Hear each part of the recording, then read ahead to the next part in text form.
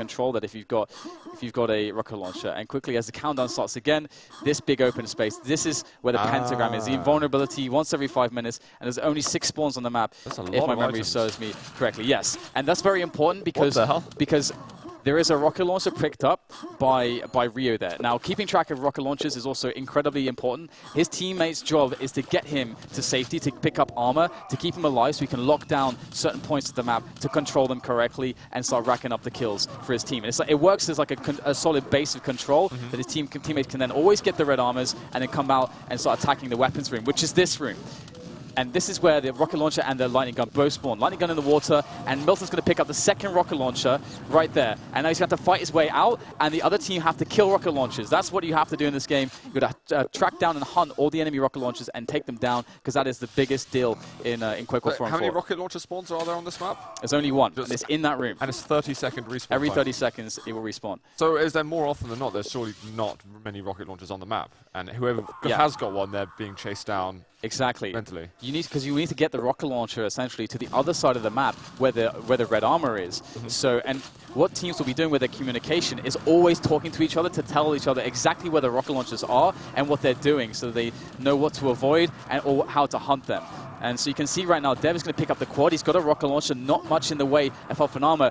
And what he did there was he bought because basically, unless, well, I don't think that was a mistake, but he's going to leave a pack for a teammate that's stronger or has more stuff, basically, and then can go up there and pick up the rocket launcher with the red armor. And then with the rocket and the red, you become very strong straight away.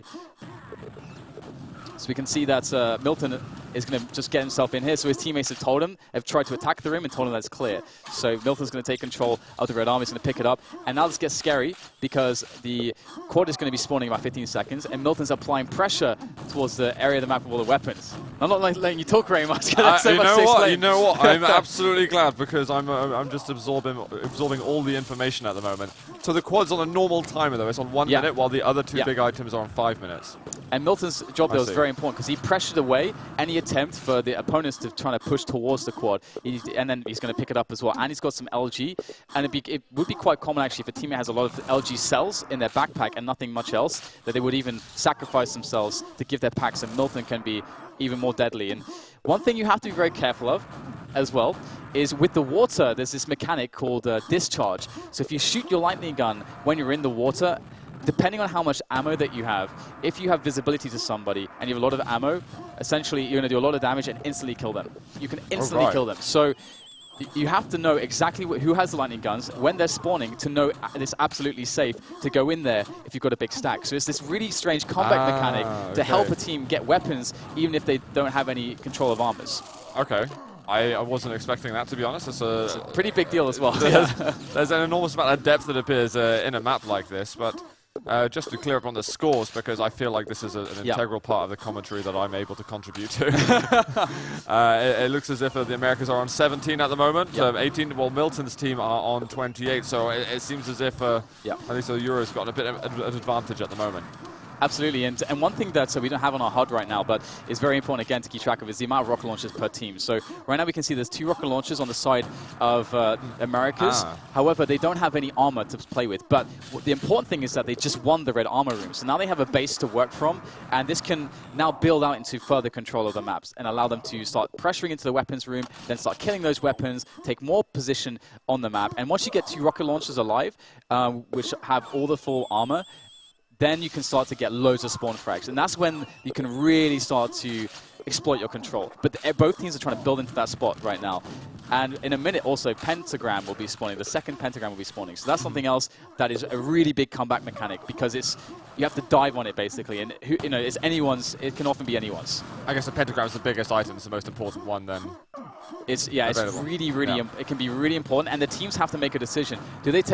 How much do they invest in going to Pentagram, and how much do they invest in taking the quad? Because the Pentagram can take any position it wants on the map because you're invulnerable. So even if you have a quad, the Pentagram is going to be more important because you can take positioning and that is and control of certain areas. And that's what this QuakeWorld 4-on-4 is about. It's about controlling the resources to get the spawn, to basically get the spawn fragging going. So even if you've got the pentagram, if you're going up against a guy of quad and he hits you, you take no damage, but do you still move as if he hit you?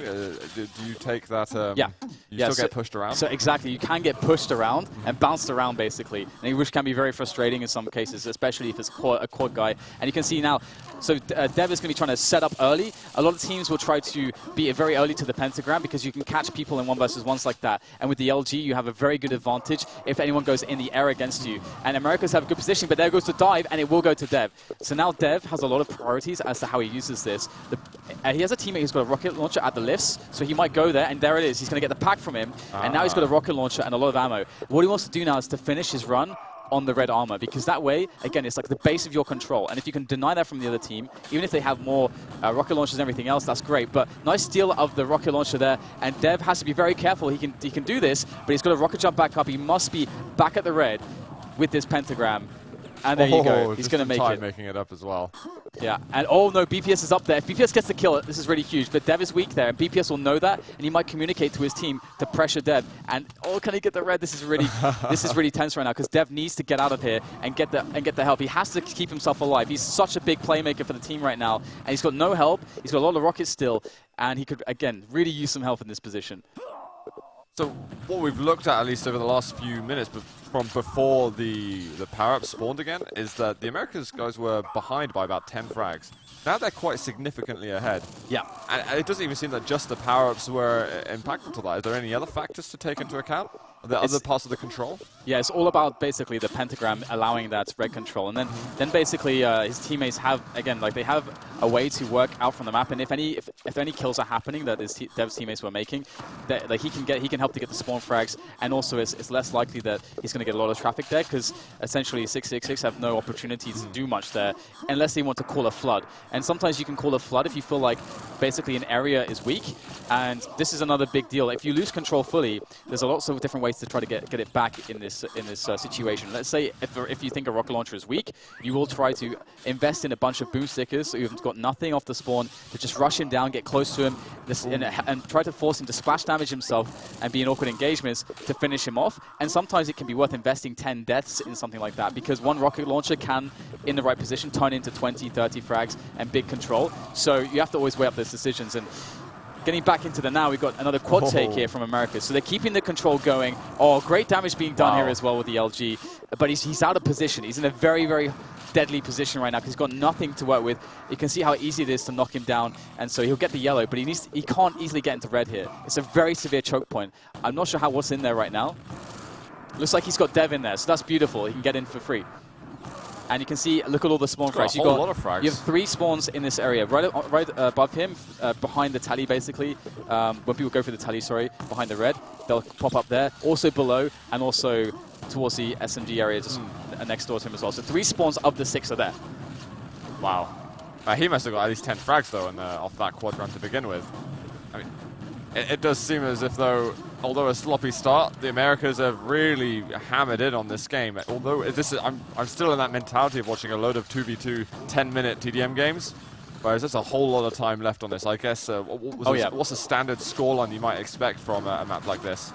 Would you get to 200 frags? Oh, you can definitely get that. And it depends on how both teams are wanting to play and how the control actually ends up working, how much it switches and who holds it for how long. But right now, the interesting thing is, again, in a minute and a half, the third pen is coming up. So again, it's a really big combat mechanic. But it's amazing actually that we're seeing so much amazing work from the Americas guys. 4-on-4 is definitely the trade of Europe, that's for sure. And we can see for the first time at quad actually in the water with the LG up there. Again, if someone picked that up, they can immediately press fire and everyone dies, basically. It hits the reset switch. Oh, it kills everyone in the vicinity? Everyone. It's the distance of the damage is relative to the amount of cells you have, and the amount of damage is also relative to the amount of cells you have. So you can actually not kill someone with it, but if you have a very few amount of cells and they're kind of right out the outside of your range, because your range changes as well. Yeah. So it's a little bit convoluted in that sense, but yeah, everyone in your vision can die. I think Dev got a bit excited there and managed to frag a teammate, but he's making up for it right now with quite a few decent frags. I think he's trying to get to that red area right now.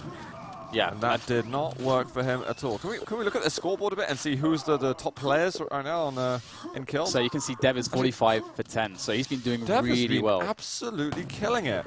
And he's the guy that people were looking at ahead of the whole tournament, saying that he's going to be the weak link on with GT. GT's sitting in 4th with almost half the frags. And so there are, again, there's so much to explain with 4-on-4 like this. There's so many roles. You have to be very dynamic, and you have to know how to play all the roles, because there are spots where you have to be support. There are spots where you have to be the carry. There are spots where you have to basically be the lurker. Like, these terms actually apply fully, and I can get into that. But we have the pen coming up first. Blooddog's going to force his way in there, and he won't be able to pick it up, but Dev gets it again. So Dev has been instrumental running all the power-ups basically for his team. It's one of the reasons he has so many frags. But the thing about 4-on-4 is that all you have to be really is actually a very smart player. If you're a very intelligent player, a lot of 4-on-4 is actually just this really good decision making and very smart positioning, or rather, well, just abusing your positioning. And Dev, we've seen him he's been doing that, and he's been setting his team up to he's been enabling his teammates to get resources and to frag. And this is scary because he can take real liberties. His team has so much control of both sides of the map right now. He had red, he had mega, and he had the pentagram, obviously. I guess he's going to turn back up for the spawn, or he's going to at least keep it safe for a teammate to get there. Dev is continuing to kick royal butt right here. And one really big deal at the moment for Dev, or rather for his team, is that they have 2 rocket launchers only. One is on Dev. The second one just got to the red armor now. So their control hasn't been cemented, but it's in that position where now they picked up a 3rd rocket launcher, and it's getting really dangerous, and 666 need to find a way to actually come back into this one. And there are multiple ways to do it, but Dev is going to go for another power run. So what he needs to do is, what a team out control will try, is to set up in the yellow armor area. Oh my god. This is where they try to make their move. They wanted to go for the sneak, basically. They're going to let Dev take the quad. But when he's doing that, all the attention of Americas is taking that quad. So the entire team snuck into red armor to defend the choke points, basically, to lock Americas out of the red armor room. But obviously Dev walked in and killed everyone. So he got a really good approach, and the defense was basically a bit awful, but the idea was very good. Yeah. So unbelievable stuff from Dev, though. He's killing it right now. Extremely impressive. He's got to be in excess of 50 frags now, which is a good 20 or so ahead of anyone else. Oh, no, okay. Bojo is he still hasn't died in ages. He's had almost the top team kills, apart from BPS. Yeah. So, I mean, one thing, people are probably getting a good vibe for is that QuakeWorld is a game, QuakeWorld 4-on-4 is, you can really show star potential. Like, one player can make an impact, a significant impact on the game, but also team play can as well. So there's a perfect mix of both, and you always know what to focus on. So again, we get a really good picture of how this match is going by Dev's control, because he's always running the power-ups. You can see that first thing that he's thinking of is RA safe? Do my team have a good base to work from? And then once he's got that secured and make sure that he's stacked up, depending on how much control his team has, he goes for the pressure. And this is so important. He's killing the weapons now. He just took down a rocket launcher for 666. Basically, this is like the secondary, or like the outer control area where the yellow is, the weapons are. And Dev, he moves in. He takes a lot of damage. His team has to keep control of this area so that he can get back to the red. But they didn't have enough to work with, so that risk didn't end up paying off. And now Dev has lost his rocket. Only one rocket is there for Americas, and there's a chance back into the game for 666. Are they going to even be able to make it back in the game at this point? The way that Dev has played it for the last few minutes, I mean, they're what, 80, 70 frags ahead of the other team?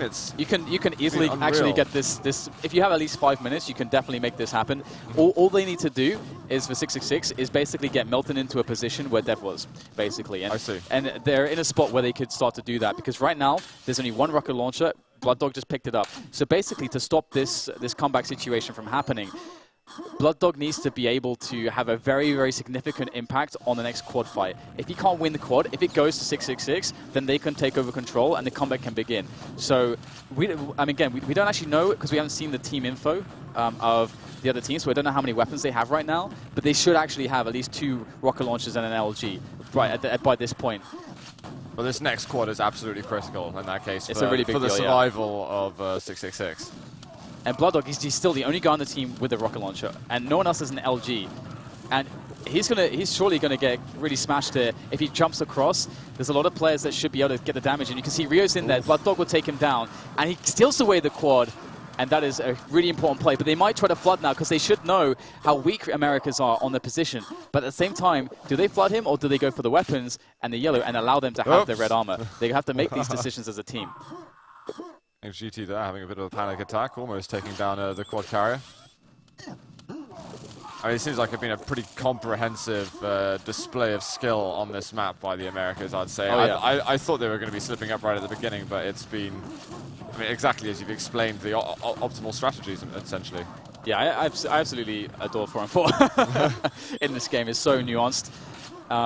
Again, there's so much in the way of individual skill as well as being really smart and making really good decisions. There's so much of that. You don't have to be an individual monster. And Milton, if he can get, okay, BPS got the pentagram. So what they really want to do now is if someone has a rocket launcher, they need to give it to BPS. But it doesn't look like that's really the case. But BPS, if he can get a rocket launcher really soon, he can rocket jump his way straight to the red armor. That's what he needs to do right now. He saw the quad, but red armor control is more important. Oh, but the quad is actually going to serve himself up there. What? BPS is going to get bounced around. The knockback is insane in this game. He's actually going to try to commit to kill the quad here instead of going for the red armor, because let's not forget, he has no armor. and look at the position he's in right now. His team has no control and he's no armor. I really think he should have gone for the red armor there because he has a pentagram. There's no way that they can keep him out unless they have the quad in that room spamming him with rockets. I guess, is he trying to stop the quad carrier from killing the other members of his team? Did he feel like as if it was essential to at least stop the bleeding? It's a possibility, but I mean, I would be the school of thought that if he can basically push away all their rocket launchers from the red armor, his teammates can flood down that guy in the weapons room potentially, and again maybe pick up an LG and discharge him. There is stuff for them to work with, and then he can get the red armor, and then the other team has hard decisions to make because do they try to retake that room or how do they handle it? Because he's a really big danger at that point. So yeah, there's two decisions you can make, and he went with the other one, and we'll have to see how that impacts them because they do, essentially he's trying to secure his teammates more yellow armors and more weapons. They have 2 rocket launchers and 2 yellow armors, but they don't have red armor control and they don't have quad control, and those are the 2 important things when you have rocket launchers. So that's the next goal is to build into a good quad attack. Well, Rio's just finishing a little small quad run there, and he's just watched Blood Dog taking that red, which is quite annoying, but he's going to get solid timing on that item at least. So, I mean, in theory, we should have 666 have a chance at least of getting this next red and following up the rest. Ooh. Lovely air rocket there from Rio. In the face. All right, so I mean, by this point, the comeback is looking like it's not really possible. But you can get 50 frags in the space of a couple minutes on this map. If you can get like a full lockdown, we got like 3 guys on rocket launchers and everyone in the right positions. Oh, basically, everyone can basically stand in a spot and switch out for different spots if they're low on rockets or low on armor. And you constantly switch, so you always have like the 2 or 3 people in the key spots. And to make like basically you will lock down every single spawn by doing that, and you can make an insane amount of frags very quickly. So how fast do you spawn if you don't elect to do it immediately? I think 5 seconds is the most, I believe. It has been, I think, 4 or 5 years since I actively played 4-on-4, so I'm not entirely confident on all of my calls. Do you feel a bit nostalgic though? Do you want to come back to it a little? This is actually the start of my content creation. Even though I was the Quake 3 is entirely in my background. This was a huge passion project of mine. Later, like Jahar said, he did it backwards. He came to QuakeWorld later on after starting with Quake 2, and for me it was Quake 3 into QuakeWorld as an exploration of Quakes. But yeah, I mean the 4-on-4 gameplay is so incredibly, has so much depth that it just is so attractive. I just had to learn about it, and I had to try to get good at it because it seemed like such a fun thing to do. So I think it's the movement that attracts me to it mostly. It's amazing, isn't it? I think it's glorious. Oh, you're a bit of a defragger, aren't you? Yeah, I love the defrag. I love the sort of CPM movement, and it's quite actually different to that. Sure, it has air control, but there's so many aspects to it which you have to get used to, which are non-transferable skills. Oh yeah, the air control in this game is quite unique. It's very different to the Quake 3 engine, the way that it works, but it's so beautiful because it's actually much more useful in fights because of the way that the way that you can, let's say, always face your opponent and kind of spin around them, essentially. I've definitely not mastered that on here. I had to go for a while, but it takes a bit of time to properly nail it. And when these guys do it, and it looks so fluid and fluent the way they're doing it, it's very impressive. If we didn't have so many 4-on-4 games, which I'm definitely not going to complain about, that's awesome, I would opt to show people a map which people use for warm-up called End, which is basically a circle. It's like it's the end of the end against Shabnigaraf, and basically it's that circle with lava surrounding you, and you basically have to stay on the platform and you rocket each other, and that's the concept. And you see amazing displays of movement. That's how you train your in-fight rocket movement, basically. So it's a beautiful thing. And I got a brief introduction to that, and I definitely had hard time. Yeah, it's really hard to learn. Actually, it takes quite a while. It's very different, but it's awesome. And as far as the scoreboard goes, we can see Dev has played really well. The thing is with Dev, like I said, if you want to be a great 4-on-4 player, you have to be able to perform all the roles. Dev was in the role basically as kind of the carry, and he kept, like, he didn't die. We saw that I think he was like 50 for 10 or something. Unbelievable. And one thing we can check out, actually, this is really important, is the stats. So if we go through the stats here, you can start to see people's performance a little bit better. Oh. So one of the most important things is the kind of the took, killed, and dropped rocket stat. Because basically, when someone takes a rocket launcher, they have certain responsibilities. They have to get armor, they have to take engagements, and also they have to not drop rockets. They have to, in the fights that they are choosing, if they're going to die, they have to basically say, I don't want to drop my rocket launcher, so I'm going to kind of stop fighting. And people want to obviously take that at the latest point possible. You don't want to drop rocket packs, because if someone gets armor with that rocket, all of a sudden that can just change the game. Yeah. So you can see here, Rio, for example, he took 7, he killed 6, which is a good impact on the game, but he dropped 4. So you can kind of see the dynamic going there. But if you look at Milton, he took 10, he killed 9, and dropped 5. So again, very active, and you can see the damage stats as well. Milton's a bit even on damage. Up there, can we see some stats from Dev? Okay, let's go to Dev. So if we go all the way to Dev, you can see Dev's impact. He was able to kill 8 and drop 4. And again, you know, the amount of weapons people are taking and all this stuff is really important. But the 10k damage given and 5.4k received is, you know, obviously is very, very efficient. And he had a lot of quad time as well. 15 frag streak. 15 frag quad run, or was that? That's a 15 frag streak and a quad run of 6 frags. Oh, right, okay, 11 spawn frags. You can see the average damage there, 150. So there's a lot of like really cool stats here that you can really read into. Yeah, definitely. I can imagine reading that a lot longer, to be honest. And so an interesting thing about this map again is very different. All the maps are very, very different in how they work and the dynamics that are at play. And you kind of got a good insight into it with the 2-on-2. DM2 is going to be a map where essentially it's, again, all about the rocket control, but there's not enough. But there's basically like such an abundance of armor that you can have a lot of rockets on the map, but there's not enough space. It's kind of like the opposite problem to E1M2, where there's like no resources, so you just can't have many rockets on the map. This isn't DM2 then. This is DM2. Oh, we are on DM2. Yeah, this is DM2. Okay, right I think I know what's going on a little bit at least. But there's no alterations then on the sort of 4v4 terrain. No, it's well, the only difference is that you don't have weapon state, so weapons will spawn after 30 seconds. You have both rocket launchers, and so I'm going to show an important area for control, because again, 4-on-4 is all about area control and resource control. So this is the tele area. So this is basically. This is the teleporter that takes you all the way to the top of the quad and also to the rocket launcher. And there are 2 spawns here, and there's 2 spawns here as well. So you can get a lot of spawn frags by holding this area, and you have quick access to quad, and you can control your quad defense that way. And the other side of the map, you have the other rocket launcher, the low rocket launcher as it's called, over here. And so basically it's the same concept. You want to have that first primary area of control of your rockets, and then you want to build out to pressuring this. So you want to be able to attack it to stop the team out of control, picking it up and getting back in control. And looks like GT's got himself the first quad and a rocket launcher. He's low on armor, and so he's in a bit of trouble here. In a lot of trouble here. Has to use the shotgun. Oh, yes, there it is. The super shotgun with quad. One of the most satisfying things you can have.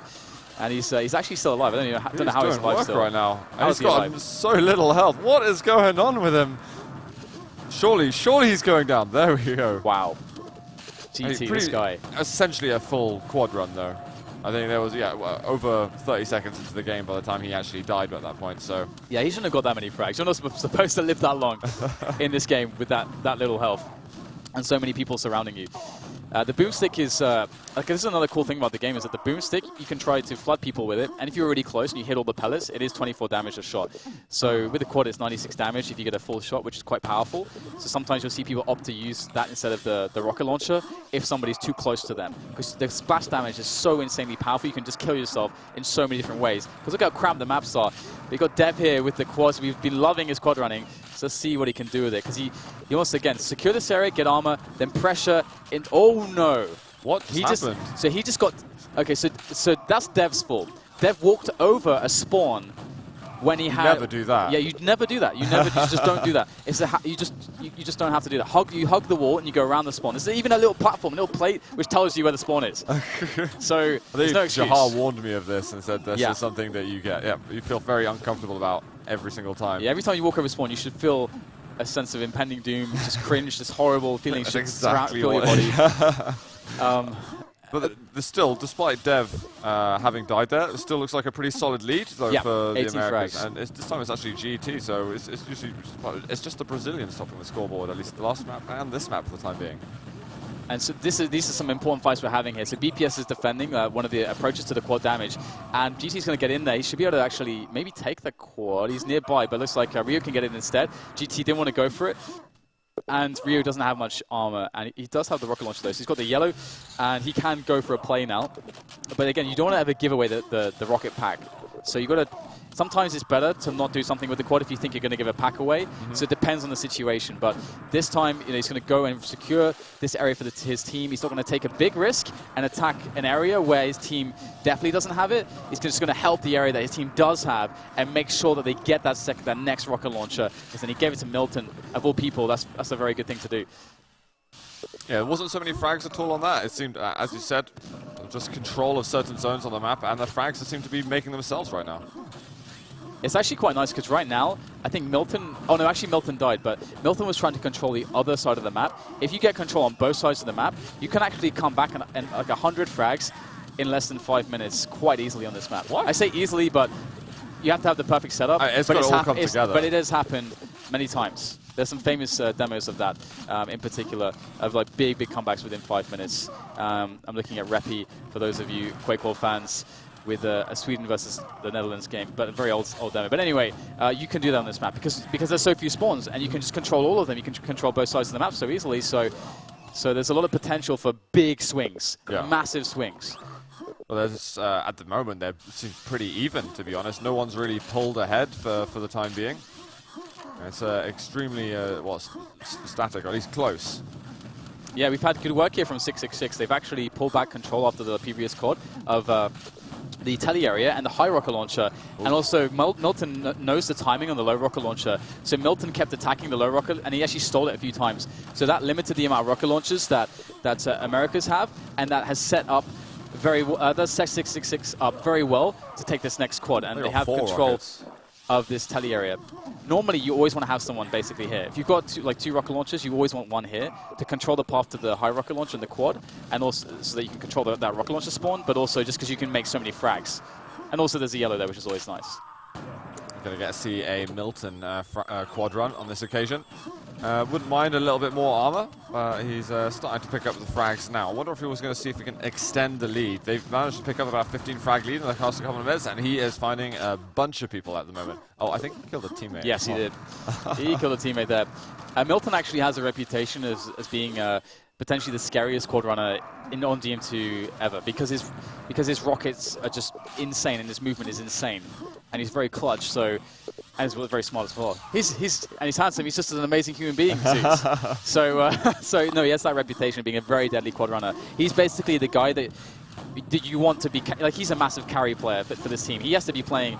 Like, he has to be in those positions to carry, and if he is, their team can win. Doesn't matter who they're playing against. I heard Dev saying in one of the interviews that he felt that it was he was almost like emotional at the fact that I was actually fragged Milton on a LAN server, and he felt one of the top feelings for him at this tournament so far. No, Milton is respected as the all-time best player in all the modes. And he's been around, he said 18 years he told me he's been playing for. He's been playing forever, yeah. That is a long, long time. Absolutely. I mean, he wasn't always as good as he is, of course, but that's kind of how he's accepted as, at least in the last decade, as one of the most prolific and most legendary best players that has played the game. So, I mean, 666, they're slowly making their comeback, and they're doing it fairly steadily. And again, they're doing it off of a basis of just good primary control, because you always have to. It's not random. You have to start from a structure, and so this area, the tally area, around where BPS just was, that is the area you first have.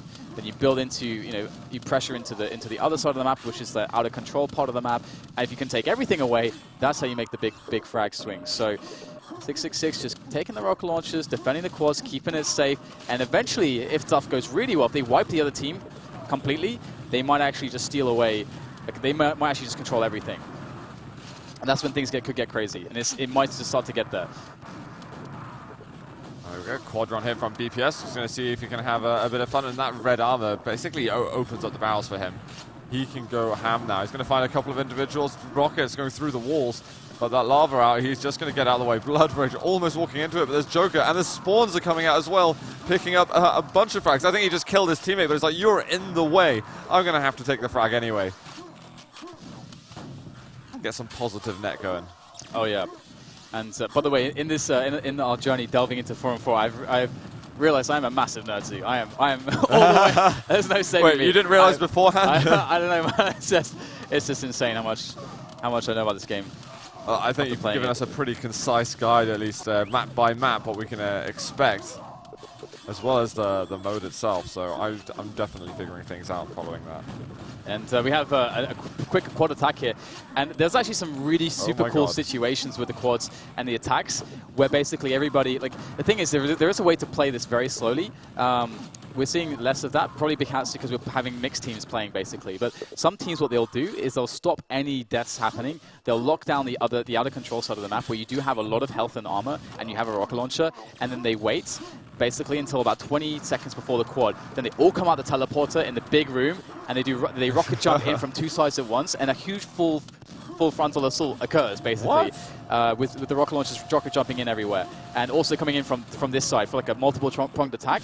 If you can build up to 3 rocket launchers, it's like a special dance that they do to get a team. It's like a war dance. Yeah, it's amazing to see that actually, but we've seen a more just generally action-packed game from both sides without that level of coordination. So I think you definitely need sort of a secure team, though, surely, that you've played with a significant amount of time to really coordinate something as precise as that. Yeah, exactly. I mean, because the difficulty in coordination in this game is that stuff happens so quickly.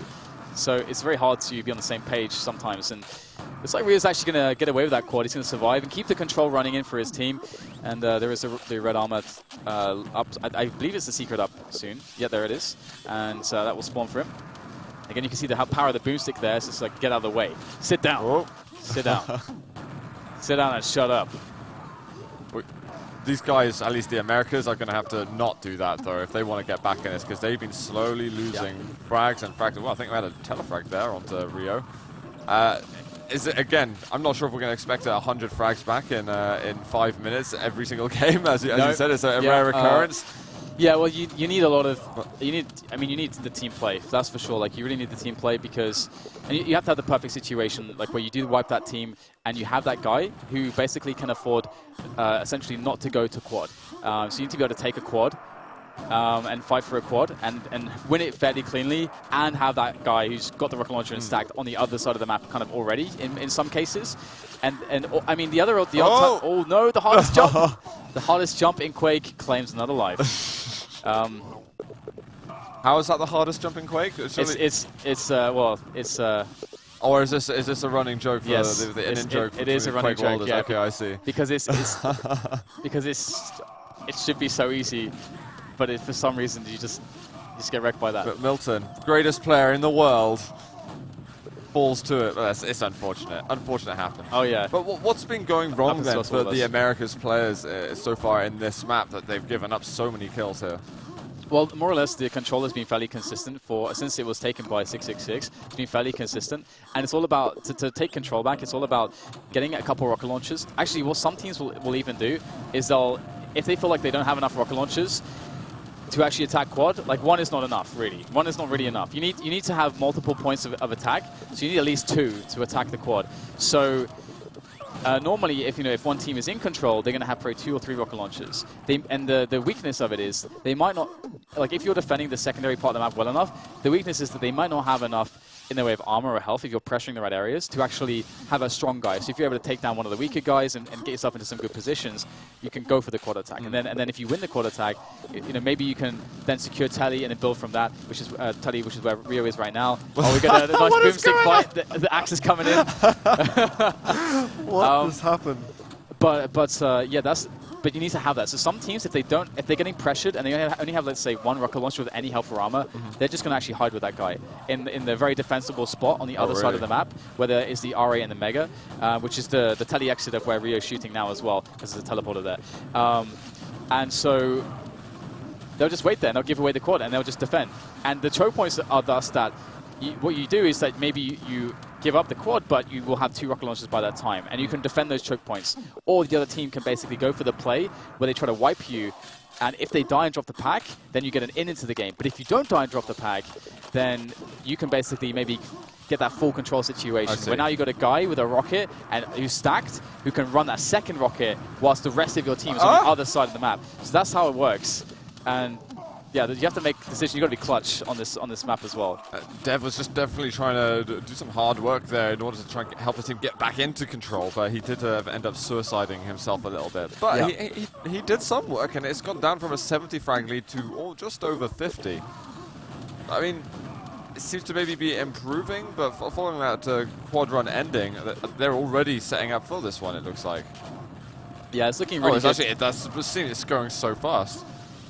I mean, one of the fun things about the quad fights here is that sometimes you can see people rocket jumping in from all over the place, because you can actually rocket jump into the top spot from the big area, from below, from the stairs down where Milton is there as well. I mean, that's less common, but it can happen. And Milton is just wrecking everybody here. Look at all the spawn frags as well. He's getting low on health and armor, and this is where you have to be really clutch, because they know he's weak and they're going to flood him down. So they're going to try to sacrifice a lot of deaths because they realize we can get him down, we can kill him. But Milton, doing Milton things, will keep himself alive, and that's what he's known for doing, is somehow always being able to escape from these situations where he should surely die. And he actually survived that whole thing. They were at about 55 frag difference. It's now at about 80 frags. What's going on in this little lava area as well? Yeah, a little water or lava park. I mean, jumping in the lava there and swimming around. I love that sound. They're just having fun at this point. Is there still time? There is still time if they can pull off the. I mean, it is possible, but they need the team play to do it. I don't know if they have it. We'll have to see. And here's a little boost. Oh no! Can we get the boost? Oh. Sometimes you actually see that boost happening to just quickly, like if tele control is not there, or you want to quickly safely get to the health bubbles that are there, or the health crates. They're actually crates in this game. Then you can just boost there, and that's I think what they were trying to do. Maybe pick up a pack because it's faster to do that. You don't I lose heard health. It was a sort of starter boost that you get sometimes if you got a couple of teammates spawning right next to quad. Yeah, you do that as well. If you spawn 2 people there, you just go for the quad straight away, because you can also beat the guy from Telly, and you can get the quad, and then you can in one jump you can get onto the rocket launcher. It's a harder jump, but it's everyone who's at this level can do it. I love this gun. It's so meaty. These guys are having a bit of a messy fight at the moment. I don't think they couldn't conclude at this side. They'll meet again in a later life. You've got to love the super shotgun. Meaty weapons. I love how fast it shoots as well, like for a shotgun. They didn't get to show how much damage it could really do though, because it was just spraying at the walls. You can bounce people like really high in the air with it as well, because with quad especially. Yeah, actually with quad and any weapon, even with the axe, you can send people like flying into the air in this game, because the knockback is directly proportional to the damage, and there's a lot of knockback. Like the impact on knockback is quite severe in this game, so you can send people flying with anything with a quad, which is really fun. Let's have a review to see what kind of scores we got on the players. Who's leading? Milton is absolutely tearing away. 80 frags for himself. That's the difference between the 2 teams. And one thing you'll notice, by the way, is we haven't seen a huge amount of Milton on the auto track. And that's because he hasn't been picking up a huge amount of the quads. I don't think we can check that after. I think we saw a couple, but not like loads. Yeah, he's often not on camera, but yet he is killing everyone. So obviously he's doing a lot of work and having a high impact.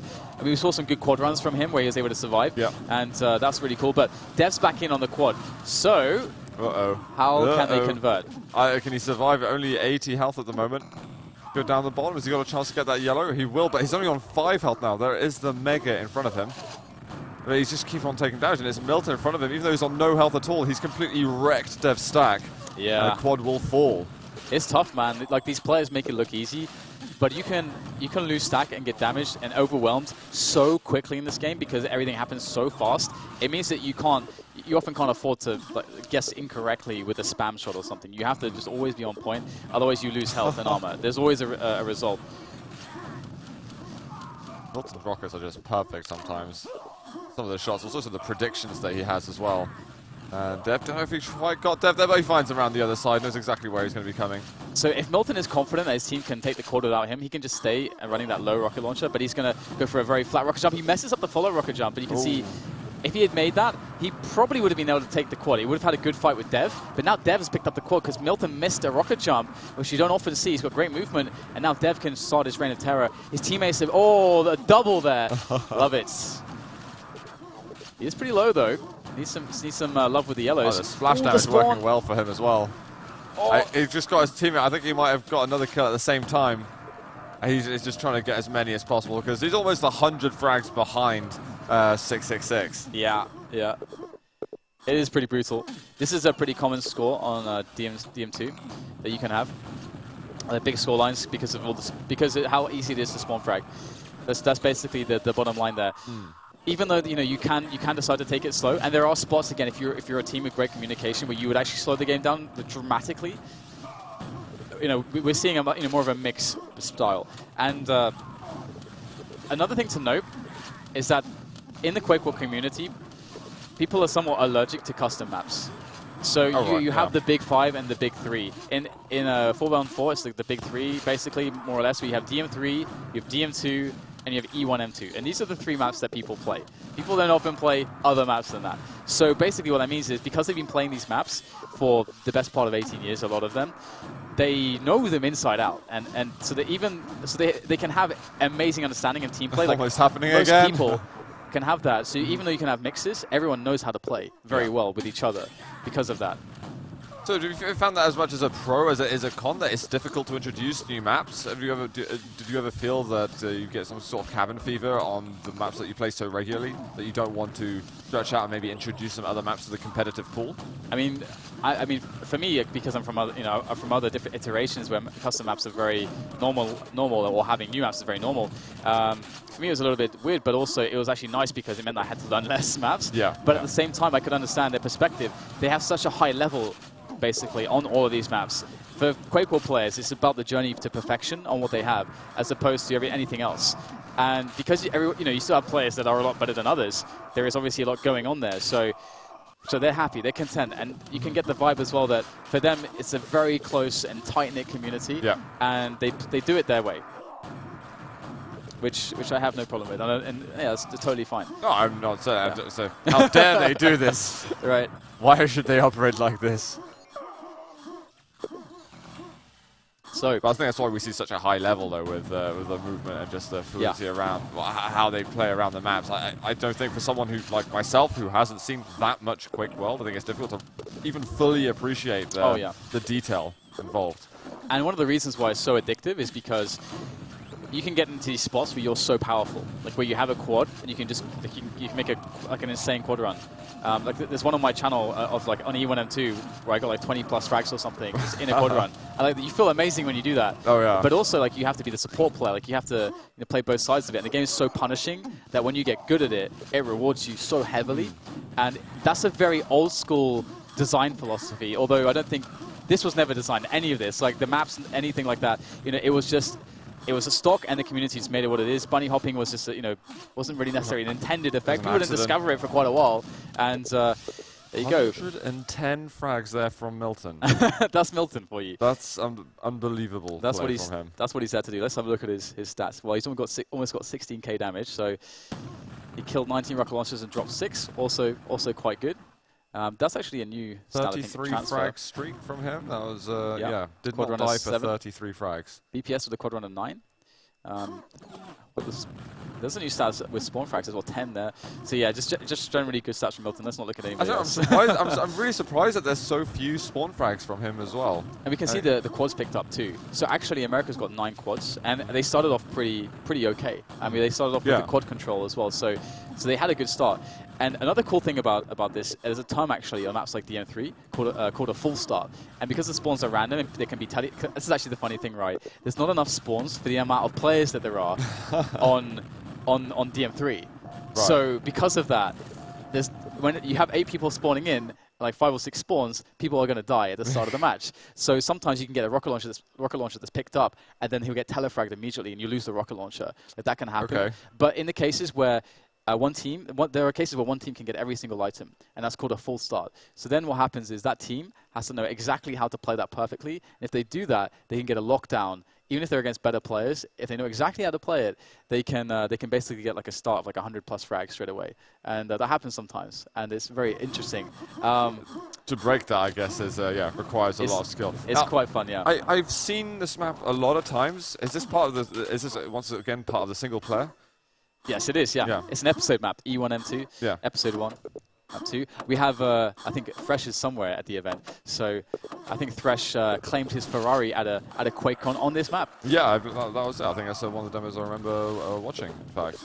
And you can see that at the start of the map, you have to shoot stuff, like to access things, to draw down doors and so on, and to access the yellow armor. Is this a boss room or something like that? I can't remember. Yeah, this is the exit room, basically. Okay. Yeah, it's the exit room. But this map has its own dynamics. This map changed a lot when everybody got good computers and netcode, because people then got really good at shooting with boomstick, because there's only one yellow armor on the map, and then you have one green armor, and you have 1 mega health. So compared to DM2, that is nothing. So what it means is that you can only really, as a team that's in control, feasibly have enough resources to keep essentially two rocket launchers like healthy at all times. You can't really get more than that. There's just not enough resources. So it's all about holding on to, like, controlling the yellow room with a rocket launcher guy and always switching him out with somebody. If you get the second rocket launcher, he can press the other areas. And also you want to try to deny rocket launchers, which are in this area in the water. So it's very hard to do that because you don't want to go there. So it's a terrible position. If you have a rocket launcher, you're going to get wrecked. So you let your boomstickers do that for you. You almost have like specific sort of support roles and things like that. Absolutely, and the game's so fast that everyone has to just know, my team has this, I'm in this position, so I have to be this guy right now. Yeah. I have to be the support guy right now. It's difficult to really play for yourself in that case, I guess, rather than... Yeah, you're always playing for the team, and sometimes you've got to be the carry for the team. And that's why it's really fun when you're the guy with the rocket launcher, because that's when you're the carry for the team. It's like, yes, I get the freedom. And you get a lot of spawn frags in this map, and a lot of like frags against people with no armor with the rockets, which are like one-shot kills, which is why you can have massive kill streaks with rockets on this map. You can see BPS, he's holding the grenade launcher area there. Yep, no yellow for you, and I think you would have been searching for that spawn time, but BPS is going to be denying that for the time being. And often on this map you don't actually want to go for the quad damage when you have other guy in BPS's position if your team is too weak to do so, because basically, if he has the rocket launcher there, no one's getting through that choke point. Again, there's no armor for a quad to be super strong usually, so you can this is very defensible. And you have this natural gameplay mechanic of stairs. You have very fast movement in this game, but unlike Quake 3 CPM, you can't double jump off stairs. You lose all your momentum on stairs. So it's a very nice funneling effect as far as the gameplay. I won't say design specifically, because no one really intended for any of this, but it's a fun game mechanic to slow down or give you extra advantages in choke points like the stairs there in the yellow room.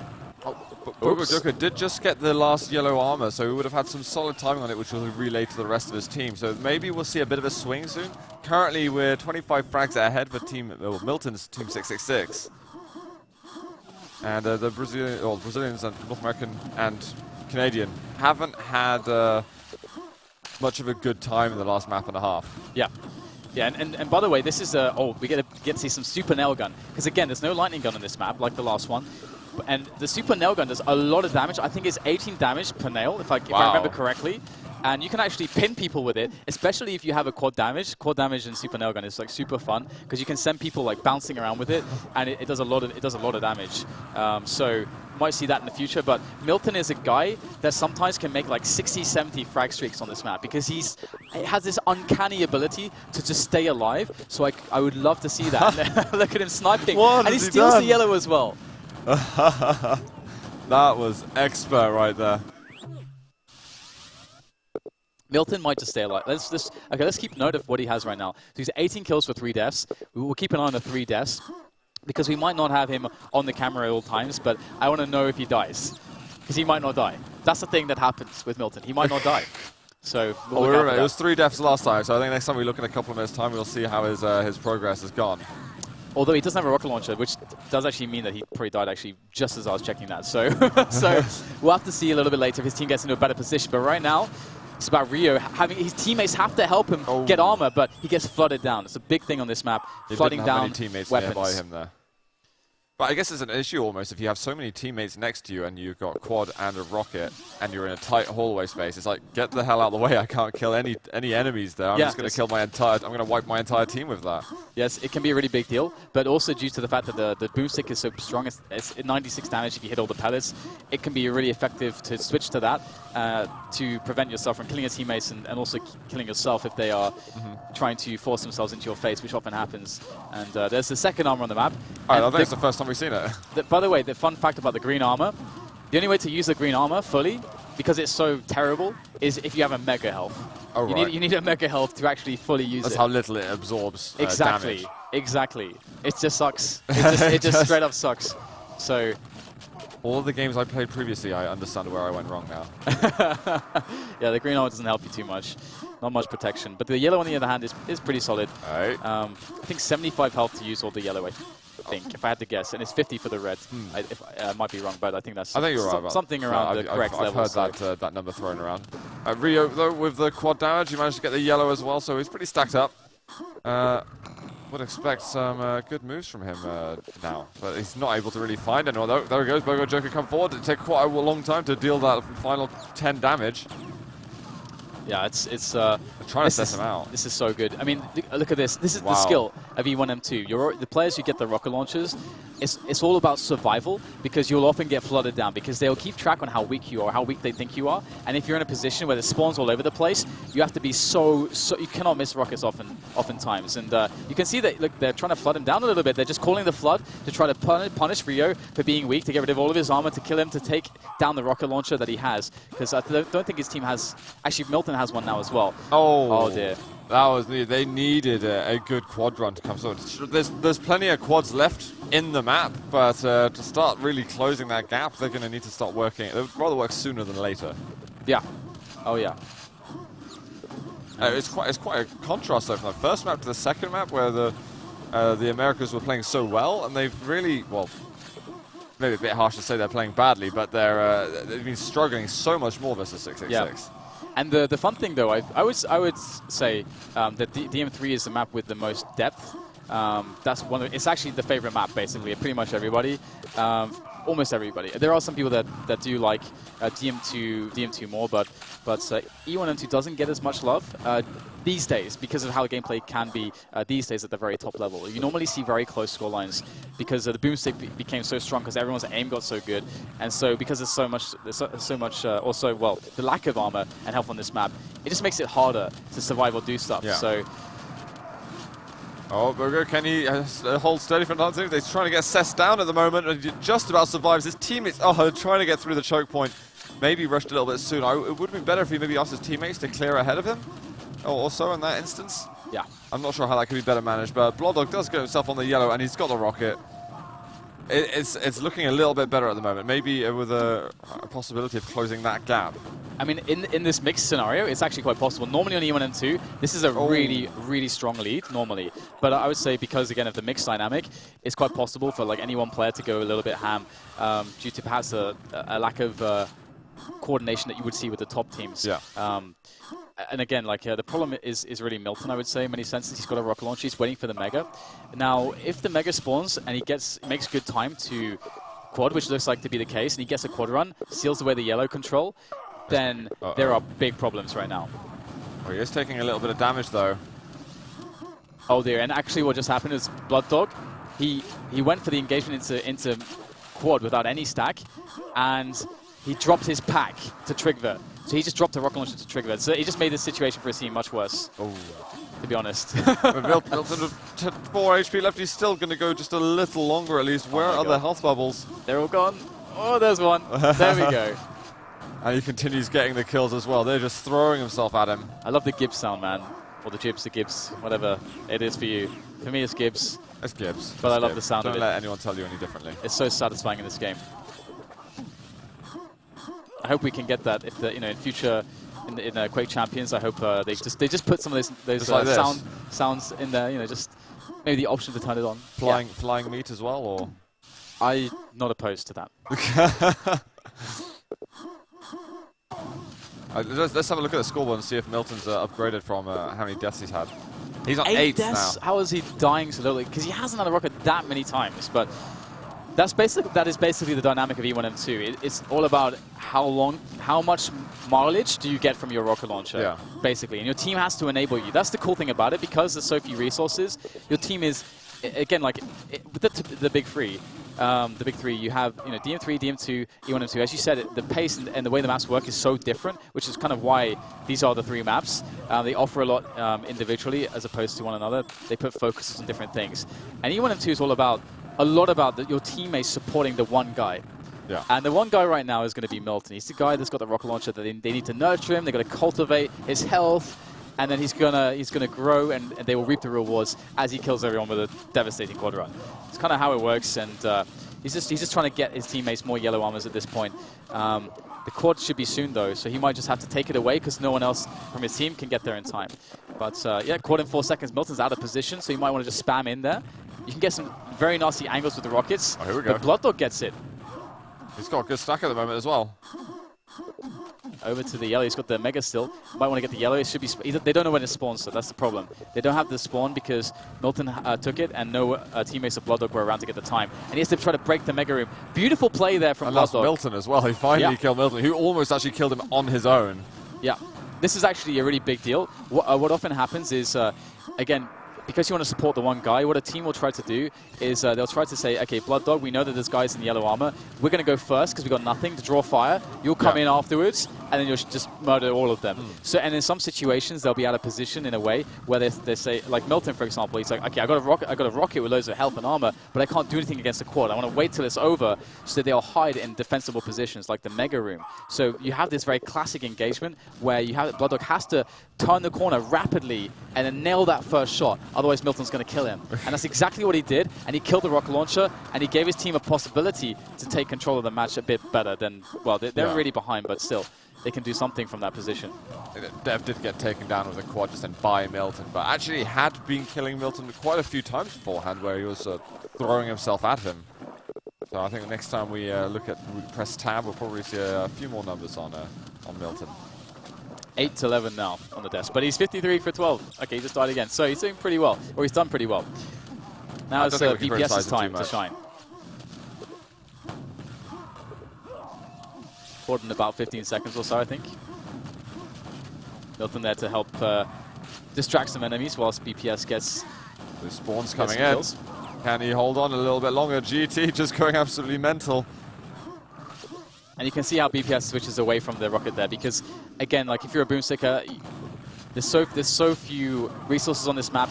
It really adds up if you get him to splash damage himself with the rockets, and they often can't afford to do that. And if you get close, you do more damage with the boomstick too, so it's a bonus. Again, just a one frag quad run. God. There's just simply not enough. GT, I mean, you think he got about 3 kills now in quick succession? Hoping to get another. BPS just simply doesn't die. I think eventually gets him right at the end. GT on a streak. This is the... Oh, look at this guy go. Whoa. Rocket jumping straight to the rocket launcher area, and he will eventually die. It's kind of crazy. The funny thing, though, is that actually for his team, they didn't... I don't know that they had yellow control, but the thing is, even if they had yellow control, GT in that position, he needs a safe path to yellow, because he would have to go through here and through here. And if there are enemies, he won't make it there. So he invested in just trying to keep his teammates in control of the rocket launcher spawn instead. So that's why he went for the aggression there, I think. So it's a cool decision that he made. How do you feel about them? We've got just under 7 minutes to go with about 60 frags between them. Is there a chance for the Americas to bring this one back a little bit? Quads, I mean, what's up? On E1M2, I wouldn't say that is really that's not really the case on E1M2, I think. Typically speaking, E1M2 is the hardest map to make big comebacks on. But we'll see. We'll see if they can do something. They need to do something special. Or maybe 66 will need to do something especially bad. Yeah.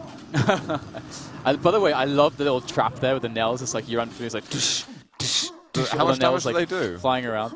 I think the nail does 18 damage, if I'm not mistaken. Because I think it's like basically like, because you have two nails. That's the same as the... You have the weak nail gun and you have the super nail gun. And I think it's the super nail gun nails. I think it's 18. Okay.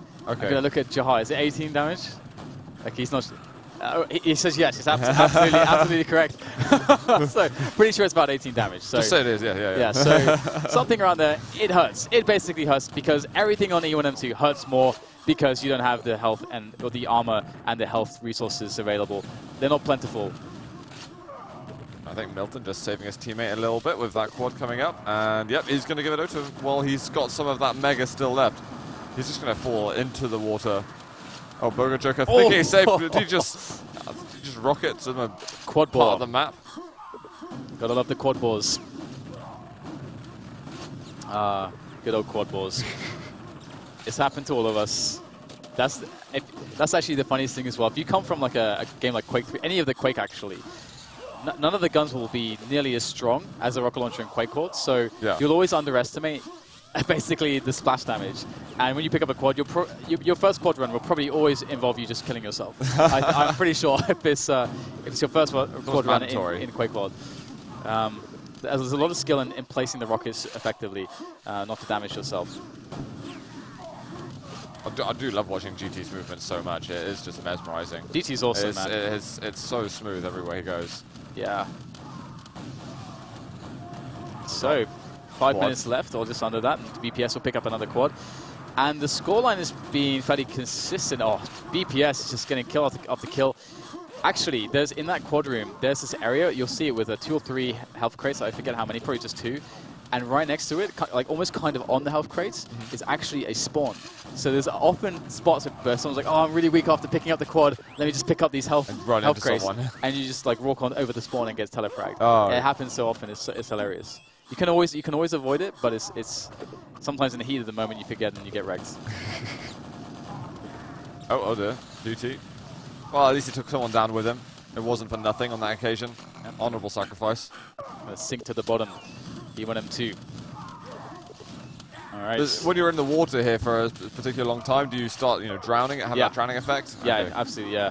I actually don't know how many seconds it takes. It's actually one of those kind of numbers that I never considered too much because I guess I wouldn't count myself, and it's like ample enough time that you don't need to think about it. Just don't be in the water for ages. Yeah. Like no one sits there basically. Which actually is a very smart thing that eventually you will drown, because otherwise people could just sit in the water in certain spots. But yeah, there are actually certain hidey holes that people use that are in the water below actually the SMG trap sometimes, because it's kind of an awkward and weird engagement that you have there. So that's always fun when you see that. But yeah, looking pretty solid here for 666 at the moment. And to those of you newer to the stream or unaware of how the scores work, it can be a little bit confusing, but the blue score is from the player's perspective. That's his score, basically. Yeah. So it can switch more or less, and the red score is the enemy's score. So his team has 239 frags collectively. And Americans have, well, a lot less, as you can see. They have a lot less, indeed. Significantly less. And Milton topping the scoreboard again, of course. Has had a bit of a harder time, though, over the last 10 minutes or so, up to 31 deaths now. But I think that the first half of the map was as flawless as you can really get. Yeah, it's been going pretty swimmingly, pretty smoothly overall here for the side of 666. And a lot of E1M2 comes down to having essentially kind of like 50% boomstick aim. That's at the top level. That's kind of what you would expect people to have. Like you kind of have to have that actually to compete at the very top level. Because at the top level, the scores are much closer together because everybody outputs so much damage just with the boomstick alone, and there's no armor to soak stuff up. So you can basically kill someone pretty quickly with just a boomstick in a lot of spots. So, and it also means that coordinated floods are more common as well to take down what it could be the only single rocket launcher, which is how you can get big quad runs too. If they think you're weak, maybe you are. You can just end up killing everybody because if you hit your shots, you can kill like 10 people immediately. It's fun. And after spawns, just hammer it in. Indeed. There we go. Bogo, this is the penultimate quad, I believe. And really not playing for victory anymore, playing for highlights. Yeah. And one of the coolest things about QuakeWorld 4 is its focus on resources, because the resources are so strong. The resources, even like the ammunition, which you don't have in other games, really, other Quake iterations. People don't really think nearly as much about ammunition. But here, ammunition can make or break you. You can have people like killing themselves so they can give a pack to somebody so that they have enough ammunition with their lightning gun. So you power up one player, and it's so much of a battle for resources. And that's something that I definitely miss and think is really cool in this game. It's I feel like I need to get a sort of book out now to read up on homework. Yeah, it's to really fully fun. understand really all the dynamics involved. On the best thing is that it's all by accident too, including all of the maps, basically. I think it wasn't meant to be this much of a deep game. In terms of multiplayer. Oh yeah, no, I mean it just Quake happened, neck Quake happened. It wasn't made, it happened. And then this happened. And I mean, back then I don't think they ever considered bunny hopping as a way to move around. Whoa, obviously that changes. Milton. That changes everything in design of maps. Like DM3 would be so different if the items were placed differently. Like, and at one point I think a rocket launcher was in the red armor room, which would just break the map basically, as we know and love it. But that it just by accident it was like that, from what I understand. So it's going to be a pretty clean scoreline there. 271 there for 666 against 201 for the Americas. So overall it's going to be 666 winning. I actually didn't think that they would have to go through 3 maps to do so. Yeah, that was fair play. I think the Americans put on an amazing performance on the first map, but it was just the second ones they were struggling a little bit more, and the score lines into fairly similar on the last 2 maps. I mean, it's really cool to see how Dev was playing on map 1, actually, on DM3. He was killing it. Like, he's really like doing that thought, wow, this is the so carry easy. role very well. Yeah. I know it was amazingly impressive from Dev, but he didn't live up to the same hype on the other maps. Maybe it just shows that that's his favorite map. That's where he really shines. And in GT, I think he got highest score for Americas in that 3rd map, but still, I think he had 65 kills, 77 deaths. And when your top guy has still got negative, you're in your whole world of trouble right there. I mean, BloodDog did really well too, and he actually is a player that plays a lot with the Europeans in the mixes, because there's a lot of like mixes, and they're always on DM3, almost always on DM3, because everybody loves that map because it's got so much variety and depth, and all the weapons as well. So yeah, really cool display of skill. But of course, we have to remind us of the format, we've got the 3 teams, 3 mixed teams. We got to the grand final now. Yeah, it's a weird. I don't know if it's. What kind of bracket do you call it? Single elimination? Something like that. Special bracket? Basically, Team Carapace is next, which has got Carapace, Recall, OK98, and Locktar. So we can look forward to them playing up against Milton's team in a few moments. But I think we'll take a quick break, and we'll come back in just a second with the last QuakeWorld game of the day. See you in a sec.